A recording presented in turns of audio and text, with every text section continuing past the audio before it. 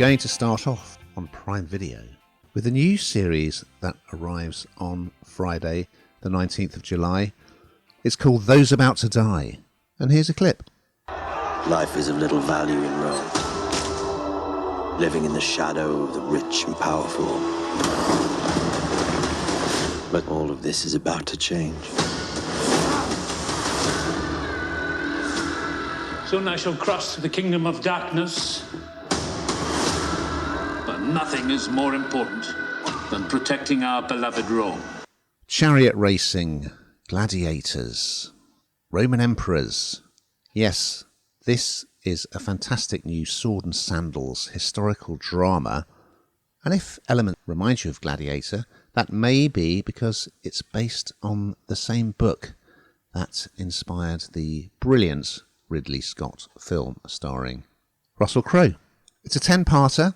The era is 79 AD, and it's all about bread and circuses in the Roman Empire. The people, the plebs, are hungry, so to distract them, to stop them rioting, the emperor, played by double Oscar winner Sir Anthony Hopkins, is putting on ever more spectacular entertainments. So at the heart of this, it's directed, by the way, by Roland Emmerich, who is best known for disaster movies such as Independence Day and The Day After Tomorrow, so he is no stranger to CGI. Well, you'll see plenty of it in this. As well as the Emperor, played by Sir Anthony Hopkins, and there's a sort of succession drama because one of his sons is a soldier and the other is a sort of more political type. So there's rivalry between them, as in Gladiator with Richard Harris, who is going to succeed the Emperor. So there's that going on. Meanwhile, at the Circus Maximus, you have these factions who own the kind of chariot racing teams. So they're kind of wealthy patrician types. It's pretty much a closed shop. However, Iwan Rheon, who I first saw in the brilliant sci-fi Misfits, British sci-fi Misfits, about young offenders with superpowers. He's done loads of good stuff since then. In this, he plays a character who is called Tennis, and he sort of runs a bookmakers, basically, at the Colosseum. But he is a pleb, and he wants to kind of break in to this world of the aristos and all their privilege and money. And he wants to start his own chariot racing team with the help of some Spanish lads with their Andalusian horses and a chariot racer who is the Roman equivalent of someone like Jude Bellingham. He's like a superstar sportsman. There's a lot going on, but I think it is relatively easy to follow. I mean, Sir Anthony Hopkins, it's just his delivery is so distinctive, isn't it? And he's terrific in this. I like the two sons, particularly the conniving one. He's very good.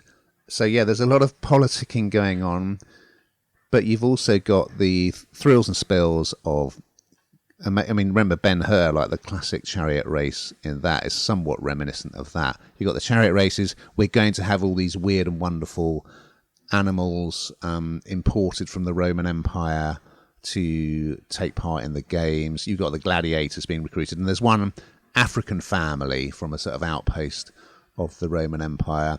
And the two daughters and the son have sort of been taken captive by the Romans, and the mum is coming to try and rescue them. So there's all these different storylines, but it's woven together very effectively. I mean, it's great to see this sort of thing on the TV rather than the big screen. So I liked it. What did you think, Hannah?